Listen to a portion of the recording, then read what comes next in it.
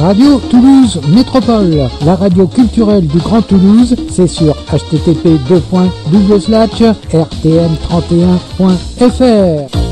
Aujourd'hui, nous allons parler peinture avec Madame Jo Marais.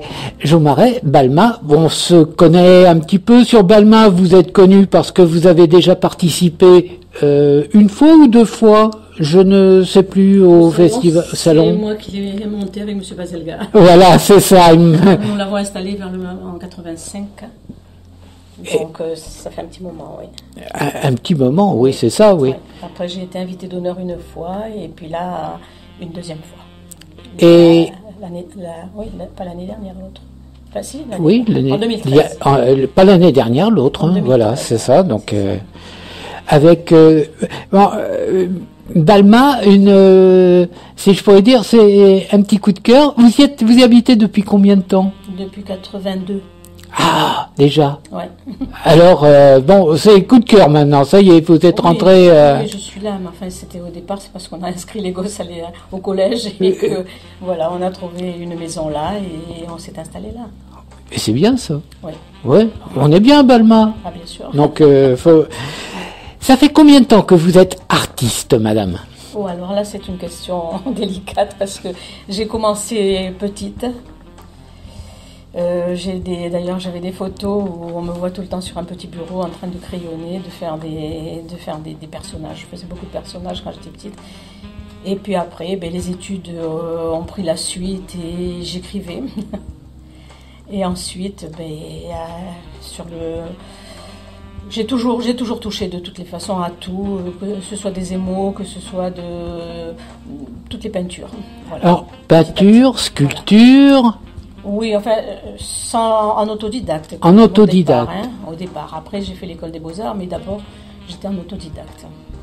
Et l'évolution, donc, il y a une évolution, puisque quand on commence et de rentrer après aux beaux-arts, c'est signe qu'on est déjà doué. Non, ce sont les circonstances, je crois, parce que moi, je suis sage-femme. Donc j'ai dû arrêter le travail parce que j'avais 3 enfants en bas âge et que c'était très difficile d'exercer ma profession. Et finalement, mon mari étant muté, petit à petit, j'en suis arrivée à apprendre et à travailler la peinture. D'abord au départ en autodidacte, comme je vous dis. Puis quand je suis arrivée ici à Toulouse, puisqu'on était en Bretagne, on était à Bordeaux. Moi je suis née en Algérie, j'ai passé mon diplôme de sage-femme à Montpellier, donc vous voyez, on fait quand même un peu le tour de la France. Oui. Voilà, et quand on est arrivé ici à Toulouse, je me suis inscrite dans un atelier et j'ai rencontré un sculpteur qui m'a proposé de m'inscrire à l'école des beaux-arts. Voilà, et ça s'est fait comme ça, petit à petit. Tout ce que j'avais, c'était rien, c'était des petites choses, hein. Je faisais des petites choses pour décorer, mais ça s'est transformé petit à petit en passion. Et cette passion, elle existe toujours? Elle existe parce qu'après, je me suis inscrite aussi à l'histoire de l'art, donc il fallait passer par l'histoire de l'art pour continuer. Bien sûr. J'ai fait de l'académisme, comme tout le monde, bien sûr, enfin comme tout le monde. Comme beaucoup. Voilà, j'ai appris à dessiner, j'ai tout ça. Et puis voilà, j'ai été beaucoup aidée aussi psychologiquement, on peut dire, par Monsieur Shenton, qui était professeur à l'école des beaux-arts. Et qui trouvait que j'avais quelque chose et qu'il fallait l'exploiter. Seulement après, j'ai eu un pépin de santé, une myélite aiguë qui m'a paralysée pendant pas mal de temps. Voilà, alors ce qui fait qu'après, j'ai continué toute seule. Voilà. En fréquentant des ateliers de gravure, de peinture, ce que je pouvais faire de temps en temps, j'étais jeune. Est-ce que l'évolution, si je pourrais dire, dans votre œuvre, est-ce qu'on la retrouve aujourd'hui? Je pense. On me le dit, je ne sais pas, moi je ne le vois pas, moi j'avance au coup de cœur parce que j'ai touché à tous les matériaux, donc j'avance au coup de cœur, mais on peut dire presque qu'en fait je traduis le personnage ou la femme, souvent. Oui, tout ce que je peux faire, c'est le personnage, même en sculpture, vous voyez. Oui, absolument. C'est un personnage, la femme, tant qu'à faire. Tant qu'à faire. Ouais. C'est plus inspirant pour vous, peut-être, En tant que sage-femme, oui, en tant que sage-femme, déjà, il doit bien y avoir une raison pour laquelle je suis partie faire mes études de sage-femme. Parce que depuis l'âge de 10 ans, je connaissais tout le corps de la femme parfaitement. Je savais comment on était faite intérieurement, extérieurement. Donc finalement, vous en avez bien de la chance. Nous, les hommes, on ne connaît pas les femmes. Non, mais là, après, bon, ma mère ne voulait pas, mes parents ne voulaient pas, puisque c'était à l'époque de la transition Algérie-France. Donc, elle n'a pas accepté que je parte faire mes études de sage-femme. Et le hasard a fait que, finalement, j'y suis quand même allée. On habitait Béziers, et voilà. Vous avez quitté l'Algérie de bonne heure, parce que bon. J'ai passé mon bac là-bas quand même après l'indépendance. Hein. Après l'indépendance. Mes parents voulaient rester en Algérie, ils ne voulaient pas partir. Mais bon, il y a eu des circonstances qui ont fait qu'il a fallu partir, quoi. Oui. Ça vous manque? Ah oui, oh là là. Énormément, oui. Énormément. Est-ce que vous reflétez dans vos œuvres oui. cette... Je travaille beaucoup les bleus. Voilà, c'est pas la première fois qu'on me le dit en tant qu'artiste.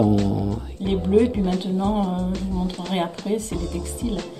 Parce que quand j'étais petite, quand ma mère allait faire ses petites courses d'épicerie et tout ça, bon, il n'y avait pas les grandes surfaces à l'époque, hein, et il y avait des tisserandes juste pas très loin, donc moi j'avais le désir d'aller m'installer devant les tisserandes. Donc vous voyez, ça m'a petit à petit, ça m'a amené à retoucher sur le tissu, à retravailler sur le tissu. Et vous retravaillez toujours sur le tissu? Ah, maintenant, oui. Oui. Depuis, je sais pas, une dizaine d'années maintenant. Une dizaine d'années, oui, c'est ça. Oui. Peut-être même plus, parce que j'ai acheté l'atelier de la ville en 92 et je me suis lancée déjà à faire des grandes peintures monumentales. Et comme après, bon, avec mes problèmes, je ne pouvais plus, je faisais des morceaux de 1 mètre carré que je rajoutais. Mais pour rajouter, j'ai commencé à faire des tissages, des choses comme ça, si vous voulez, qui se mettaient entre les peintures. Et donc voilà, c'est parti comme ça. Et puis après, bon, du patchwork de la peinture. Pas de patchwork. Non, mais j'étais pour rire. C'est tout à fait autre chose parce que je ne travaille pas du tout en patchwork. Hein. Non, mais quand je dis le patchwork, c'est-à-dire oui, des carrés plus, voilà. Carrés plus carrés. Voilà. Donc, pour se donner carré peint, ouais. Et puis après, j'ai détissé, j'ai retissé, mais il faut le voir parce que je ne peux pas vous expliquer comme ça. Mais voilà, je suis toujours en train de faire des petites choses, des petits morceaux qui vont se rajouter à mes œuvres peintes. C'est votre originalité?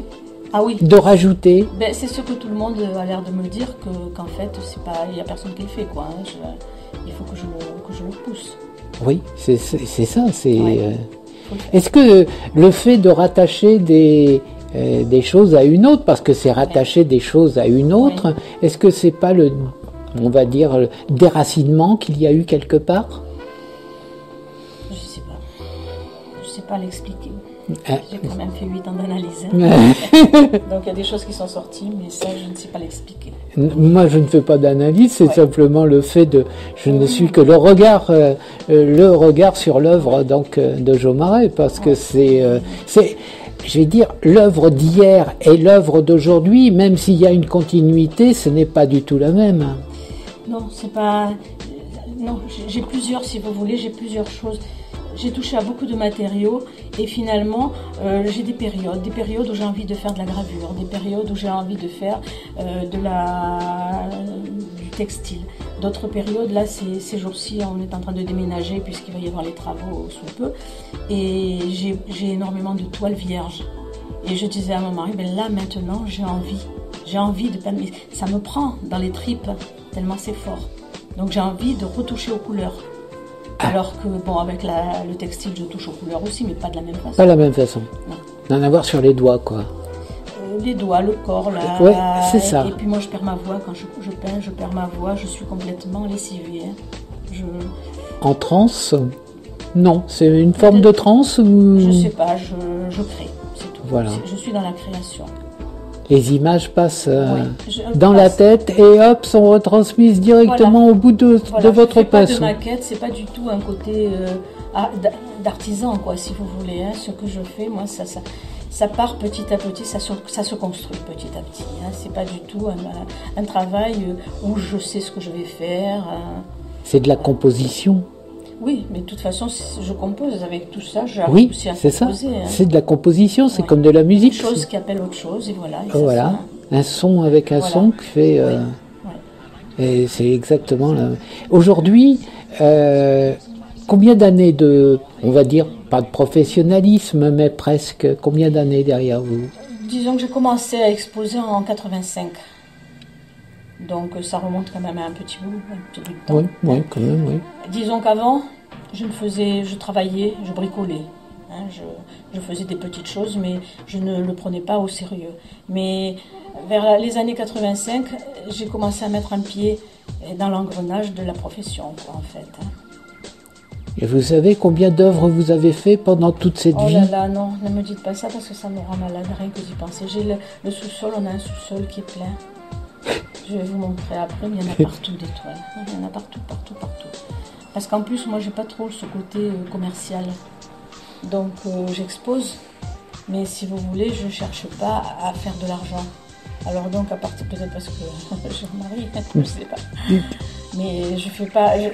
Alors, ce qui fait que je garde, j'en vends de temps en temps. Mais enfin, c'est pas non plus...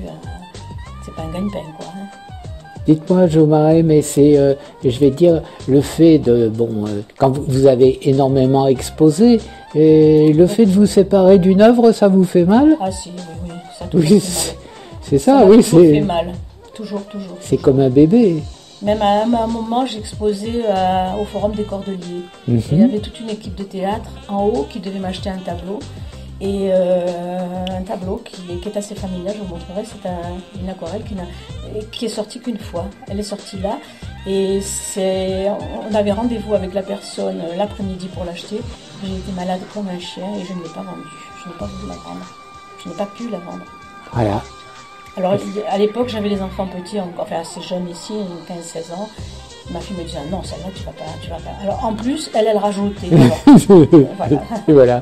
Elle c'est souvent comme ça. Ouais. Vous en avez donc à profusion ici dans la maison. J'en ai, mais ça, vous allez voir tout à l'heure. Ça, on verra tout à l'heure. Ouais. Je prendrai quelques photos pour pouvoir. Oui, si vous voulez, parce que là, je peux pas tout vous montrer parce qu'en bas, on oui. pas, hein, mais en bas, c'est rempli de toiles, de très grandes toiles, parce que bien sûr que toutes les grandes toiles, je peux pas les avoir là. Aujourd'hui, donc en 2015, donc 40 ans derrière donc de peinture, si on pourrait dire comme ça, vous avez une prédilection, vous allez vers quelque chose d'autre ou vous continuez votre chemin artistique comme vous l'avez construit? Je continuerai comme ça, mais je suis toujours dans l'ouverture, c'est-à-dire que physiquement, je me déplace très peu maintenant. Hein. J'ai vraiment des problèmes. Hein. Et donc, j'ai toujours une moue artificielle aussi. Je sais pas si ça se voit pas. Ça se voit pas. Si. Oui, non mais à la radio, ça se voit pas. Faut pas le dire. Non, voilà, ça se voit pas, mais disons que j'ai beaucoup de mal. Dans mes invitations aussi, je freine beaucoup. J'arrête beaucoup le travail. Petit à petit, je suis en train de larguer, de lâcher. Parce qu'il y a trop de... je vous vois mal vous arrêter. Ah ben oui, bien sûr, c'est ça ce qui me tue. Oui, je vous vois mal de pas faire vos œuvres. Mais il y a ça, il y a d'autres choses aussi. Je ne suis pas la seule dans le couple et l'autre aussi n'est pas toujours bien. Alors ce qui fait que bien sûr. On a du mal maintenant à se déplacer, on a du mal à monter des choses, à installer des choses, parce que c'est quand même physique aussi. Hein.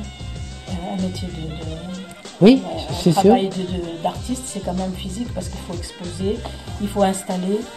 Donc, j'ai beaucoup exposé à Maison et Objets pendant 6 ans, avec le peintre à Paris. Oui. Et là, il fallait vraiment, c'était la course folle. On y exposait 5 jours, il fallait être 2 jours là-bas à l'avance, il fallait tout installer, il fallait que ce soit impeccable parce que là-bas il fallait pas qu'il y ait de choses qui traînent. Ouais, bon, c'était... Et tout ça, bon, mon mari à l'époque était en forme donc il m'aidait beaucoup. Mais après, petit à petit, il y a des dégradations, quoi. Hein. Bien sûr, non, mais ça n'empêche pas que la tête, elle est toujours là. Voilà, et que... alors c'est ça ce qui me gêne, c'est que ma tête, elle continue, elle bouillonne tout le temps, et qu'il me semble que je capte tout trop vite. Je prends tout trop vite et que je suis toujours à la demande, toujours à la recherche de quelque chose. Là, moi, je partirais bien, si j'étais en forme physiquement, je partirais bien faire des stages de poterie, de choses comme ça, quoi. Hein. Je m'étais déjà inscrite, d'ailleurs, aujourd'hui, j'ai reçu encore quelque chose. Je m'étais inscrite il y a quelques années, mais je ne peux pas le faire, je ne peux plus le faire. Alors, donc, je suis privée de mes mouvements, quoi, en fait, hein, physiques. N'avez-vous pas eu envie, pendant un moment, d'apprendre aux autres, aux jeunes Non. Non. Gardez pour vous. Non, pas garder pour moi, parce que je donne effectivement des conseils, j'aide éventuellement d'autres personnes, je donne facilement, mais je ne veux pas que ce soit monnayer. Je veux pas que ce soit... je veux rester dans ma création. Voilà, c'est ça. C'est votre œuvre, c'est à vous, c'est pas... Oui, c'est même aller plus loin, parce que j'ai eu l'occasion du fait de ma myélite, de faire une grande psychanalyse, comme je vous ai dit, et de faire aussi, de suivre une formation de psychanalyste. Donc je suis aussi psychanalyste. Et j'ai passé un diplôme universitaire à un moment donné de psychosomaticienne. Donc vous voyez, j'ai quand même clos, on peut dire, ce côté médical. Hein. Mais à un moment donné, je recevais des personnes que j'ai gardées moi aussi pendant 8 ans à peu près. Hein, donc j'ai quand même travaillé dans ce sens-là. Alors c'était de la psychanalyse art. Ah oui. Alors c'est pas de l'art-thérapie, hein, c'était de la psychanalyse art. Les personnes peignaient chez elles et venaient et on travaillait sur le travail. Au lieu de faire sur un rêve, on faisait un travail. Oui, voilà. bien sûr. Et donc j'ai travaillé comme ça et à un certain moment, je n'en pouvais plus. Parce que quand on travaille de cette façon, il faut être en supervision un peu partout, hein, parce qu'on ne peut pas rester, on ne peut pas travailler seul comme ça. On est obligé de suivre des groupes de travail. Et donc il me fallait être à Paris très régulièrement, être ici à Montauban, à Cahors, très régulièrement je partais. Et ma création perdait pied. Oui. Et j'ai commencé à avoir des maux de tête terribles. Et j'ai compris à un moment donné qu'il fallait que j'arrête tout.